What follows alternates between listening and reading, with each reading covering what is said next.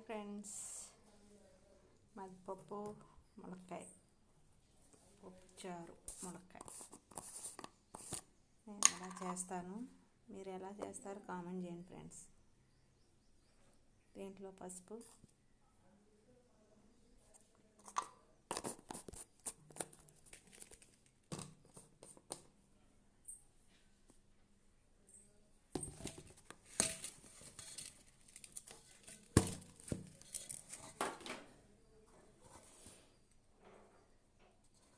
లైట్గా కారం,